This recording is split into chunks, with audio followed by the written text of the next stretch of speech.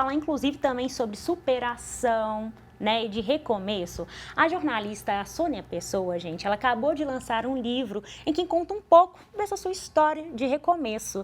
Vamos ver? A gente sempre tem a ideia de que quando nós vivemos um trauma, a nossa vida fica parada. É como se todos os nossos movimentos fossem interrompidos. E à medida em que o tempo vai passando, nós vamos percebendo que é necessário que haja toda uma reconfiguração, não para apagar o passado e esse trauma que nós vivemos, né? Mas para que a gente consiga construir outras vidas e pensar como é que nós podemos ressignificar e reconfigurar as nossas experiências. No caso da morte de um filho, isso significa muito. Quando nós temos um filho, né? Quando se nasce um filho, nós entendemos que é uma nova vida, que é um novo começo e que é algo de mais belo que existe no mundo, né? Gerar uma vida, cuidar de uma vida. Quando o filho morre, como no meu caso, o Pedro morreu pouco antes de completar 10 anos de vida, era como se um pedaço de mim, como diz a música do Chico Buarque, tivesse sido retirado. E foi tão impactante porque ele morreu nos meus braços. E durante algum tempo eu sofri várias sequelas mesmo, né? Como estresse pós-traumático, como lapsos de memória, uma certa desorientação espacial. Até hoje eu tenho alguns desses momentos, né? Já são 9 anos quase da morte dele.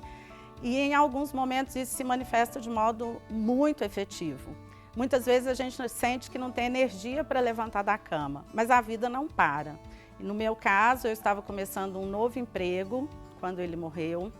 Eu passei por um divórcio de um casamento de quase 20 anos, que eu respeito muito. Eu estava começando novas relações, porque quando um filho morre, você deixa de ser convidado para as festas infantis. Quando você se separa, você deixa de ser convidado para as festas de casais com os quais você sempre conviveu. Então é como se a sua vida fosse esvaziada de todos os sentidos possíveis, né? Eu moro sozinha em Belo Horizonte, eu não tenho família aqui. E a família com a qual eu pude contar são os meus amigos e as pessoas que foram surgindo ao longo desse tempo. E, claro, fiz terapia, autoconhecimento, questões relacionadas à espiritualidade, à meditação, todo o apoio profissional, mas nenhuma relação substitui aquela relação de afetividade, que são as amizades, que são as pessoas com quem você pode contar. E principalmente, eu entendo que é preciso que a gente tenha uma pulsão de vida, né? Como é que a gente busca essa pulsão de vida quando a nossa energia está completamente esvaída? Quando você diz assim, eu não consigo fazer as coisas. Você tem que olhar muito para dentro de você mesmo, você tem que procurar cada pedacinho daquelas energias.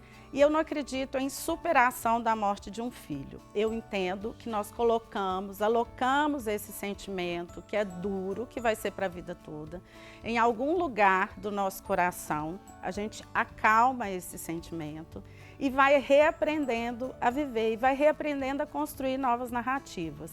Quando eu escrevo o livro Afetos de Mãe, Amor, Morte e Vida, e quando eu consigo falar hoje com vocês aqui sem chorar, sem me desmanchar, é porque é um percurso e eu penso que o luto é processual.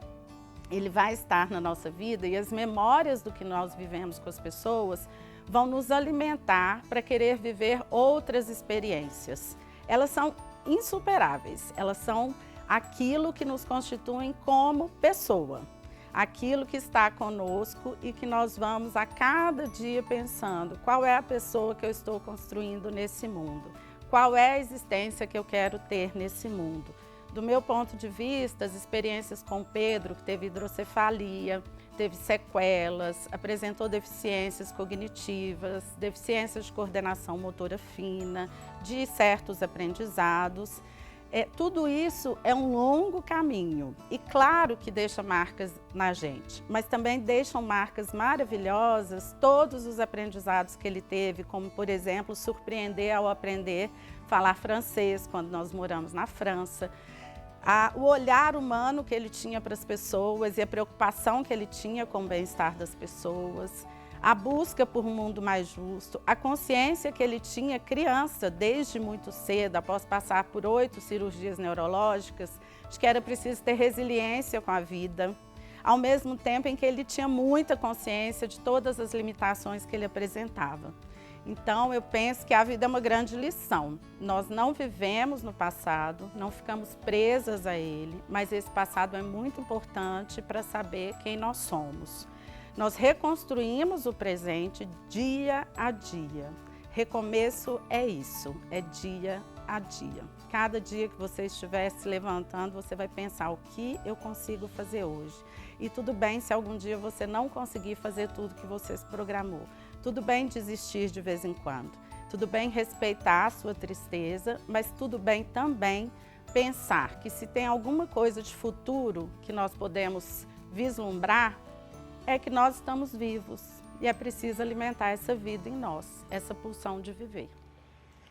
Gente, é muito importante a gente ter novos recomeços, né? Entender isso, como é que fica dentro do nosso eu, né? É incrível realmente esse trabalho da Sônia, de ter essa coragem de falar sobre isso tudo,